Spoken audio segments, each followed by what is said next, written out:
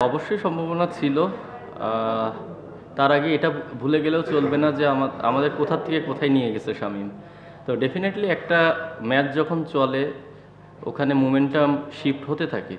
তো আমাদের যেমন প্রথমে আমরা মোমেন্টাম হারিয়েছি, পরে শামীম আর ইমন সেটা ব্যাক করেছে, কিন্তু আমরা প্রথমে এত বেশি উইকেট হারিয়ে ফেলেছি যে পরে একটা পার্টনারশিপ হওয়ার পরেও সেটা এনাফ ছিল না, আমি যেটা ফিল করি।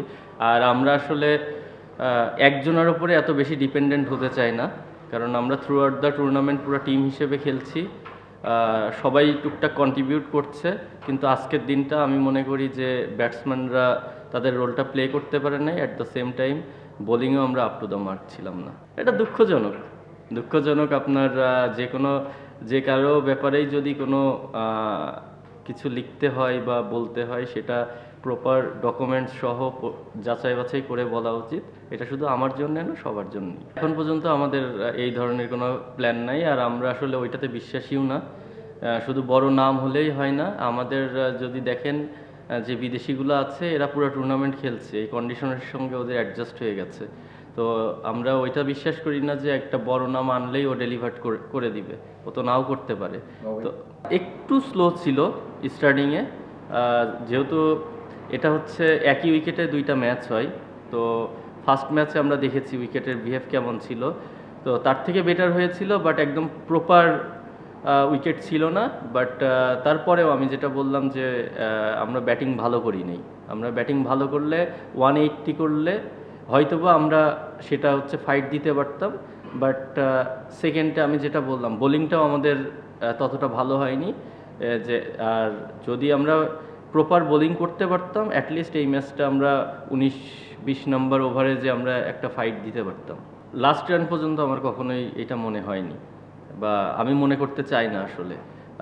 আমাদের যেই টোটালটা হয়েছিল, আমরা যখন ফিল্ডিংয়ে নামি তখন আমাদের সবার মধ্যে ওই কমিটমেন্টটাই ছিল যে আমরা টিল লাস্ট বল পর্যন্ত ট্রাই করে যাব। তো ডেফিনেটলি বরিশাল অনেক স্ট্রং সাইড, সেটা আপনারা দেখতেই পাচ্ছেন সবাই। তো এরকম স্ট্রং টিমের এগেনস্টে অবশ্যই যদি জিততে হয় তাহলে আমাদের এই গেমটা খেলতে হবে, যেমন লাস্ট ম্যাচটা আমরা যেটা করেছিলাম। তো ডেফিনেটলি মানে এই জায়গাটায় আমাদের মিসিং ছিল আজকে। প্রথম ম্যাচ থেকে আমাদের মনে হয়েছে, এখন এসে না, বাট আমরা এটা মনে করতে চাই না। আমরা যেহেতু পুরো টুর্নামেন্ট এইভাবেই খেলে আসছি, আমরা ভালো করেছি পুরো টুর্নামেন্টে, এখন আর ওই জিনিসটার দিকে ফোকাস করতে চাই না। ওপরে আমরা যে 6টা ব্যাটসম্যান খেলছি, আমরা তারাই রেসপন্সিবিলিটি নেওয়ার চেষ্টা করছি। যদি ক্রিকেটিং দিক থেকে দেখেন তাহলে আইডিয়াল না, কারণ দেখেন অনেক রংপুরের ম্যাক্সিমাম প্লেয়ার আজকে সকালে পৌঁছেছে, জার্নি করে জেট লেগের ব্যাপার আছে। আমরাও যদি আপনি মনে করে দেখেন যে ফার্স্ট ম্যাচ আমরা যেটা খেলি, আমাদেরও কিন্তু বেশ কয়েকজন বিদেশি প্লেয়ার সকালে এসে পৌঁছেছিল। তো ওই দিন আমরা কিন্তু ফিল করেছি যে তারা মাঠে 100% দিতে পারছে না, বা তারাও আমাদেরকে পরে ফিডব্যাক দিয়েছে। তো জিনিসটা অ্যাজ এ প্লেয়ার হিসেবে আমি কখনোই মনে করি না এটা আইডিয়াল। সে যত বড় প্লেয়ারই হোক, অ্যাটলিস্ট তাকে যদি এনে একটা প্রপার রেস্ট দেওয়া যায়, রেস্ট দেওয়ার পরে খেলানো যায়, সেটা আইডিয়াল।